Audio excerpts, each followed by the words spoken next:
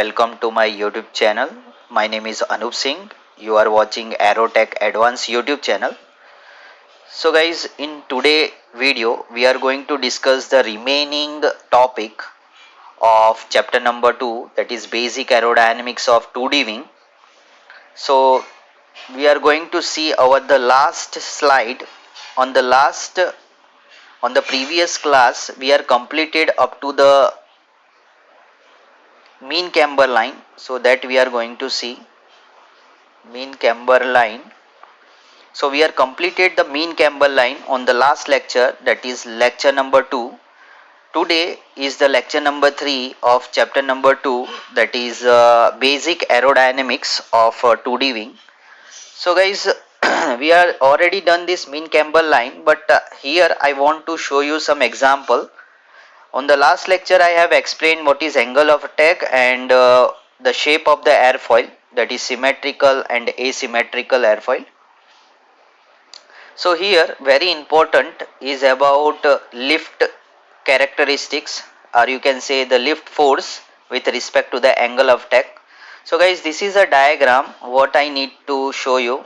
So there are two cases we are going to see. The one is a symmetrical airfoil and the second is a cambered airfoil. So both case we are going to see. So in this case, if you see, this is a lift versus angle of attack alpha. If the alpha is increases, so definitely lift is also increases. That's the reason we are using the airfoil shape. So this airfoil is the symmetrical airfoil. So in this case, if you see, in the first case at the zero angle of attack, this point, first point. So in that case there is no lift because there is no angle of attack, and airfoil is symmetrical airfoil. Then second case, if you see, the angle is increases, means alpha. In this case I am going to see the alpha is increases, so angle of attack increases, so lift is increases. Then I am going to see the third point, again angle of attack is increases, the lift is increases. So this is the lift curve of lift versus angle of attack. Understand? Similarly, we can see for cambered airfoil. In this case, cambered airfoil similar at the zero angle of attack. See, the cambered airfoil or asymmetrical airfoil already have the camber. Understand? So because of that, at zero angle of attack, so suppose I am going to extend this line, so you can find out at zero angle of attack there will be some value of lift. Understand? And if I am going to draw here, so here I am going to project, so obviously I have some value of lift. Understand this point number 1, because it possesses a cambered is the property of lift, so that's the reason. So if at the zero angle of attack, cambered airfoil produce lift. At the second case, increasing the angle of attack, it means it's increasing the lift. The third case is similar, again I am increasing, lift is increases. But guys, this is for cambered airfoil. Now I am going to compare both the airfoil. So what I am going to find out, I am going to compare both of the airfoil here. This is a lift curve slope, this is a CL versus alpha for cambered airfoil, because if you see here, the at zero angle of attack cambered airfoil produce lift. Understand? So that is very important to recognize the CL versus alpha, means lift versus alpha graph of both shape of the airfoil. It may be cambered airfoil, it may be the symmetrical airfoil. So if you see the CL, I am going to zoom little bit so you guys are going to understand this one. Here both graph is given, cambered airfoil graph and symmetrical airfoil graph, both graph is given. But if you compare this both of the graph, you can find out some changes.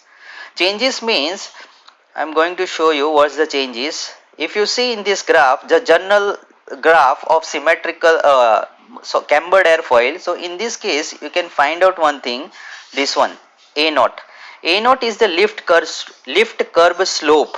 Understand, this is a lift slope, and lift slope is equal to dCl by d alpha.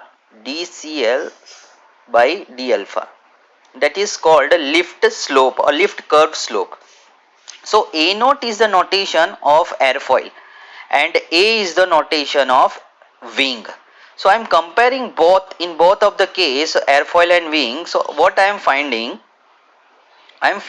lift slope of airfoil is greater than lift slope of wing. Why it is? Because the lift value is high in the case of airfoil as compared to the wing, because in the wing we are considering some finite width, there is a finite span, understand, but in case of airfoil we are considering only 2D, the span is infinite in the case of 2D wing, that is called airfoil, understand. That's the reason wing possess some finite span, it means that it possess some losses, and because of losses the lift value decreases. That's the reason it possess less lift slope as compared to the airfoil. So airfoil possess high lift curve slope as compared to the wing. So this is a very important fundamental and very important. Now second is what I need to explain. If you see both of the graph, this one, you can understand in symmetrical airfoil the lift is started at zero angle of attack. At zero angle of attack means lift is zero, then after you can find out increment. Similarly in the case of cambered airfoil, but in cambered airfoil at zero angle of attack you can find out some lift because it possesses some camber. If does not, at zero angle of attack is enough.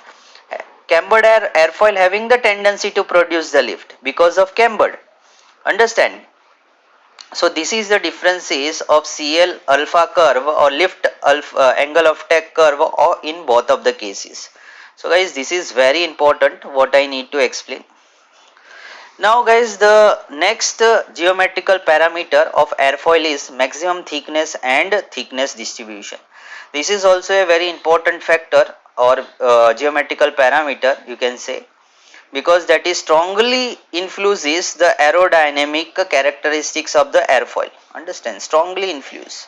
That is the first point. Second is the maximum local velocity of the fluid increases, the maximum thickness increases, means this property is required in order to show the thickness distribution or thickness ratio in the case of airfoil, because the problem is that the minimum pressure value is smallest for the thickest airfoil. As a result, adverse pressure gradient is occur. That adverse pressure gradient condition is created a deceleration of the flow, means reversal of the flow. Flow is going to initiate in the opposite direction, that causes flow separation. That's the reason we are using thick airfoil in the case of subsonic aircraft wing. The boundary layer become thicker, that is more likely to the separate, producing the larger value for the drag, and because of that the beneficial effect of increasing the maximum thickness are limited. See, we are increasing the thickness, we know the thickness property of the airfoil is very important. The thick airfoil giving a more the surface area, and in that case there is a chances of flow separation. That's the reason we are maintaining optimum thickness, not much more thickness above the or beyond the design condition.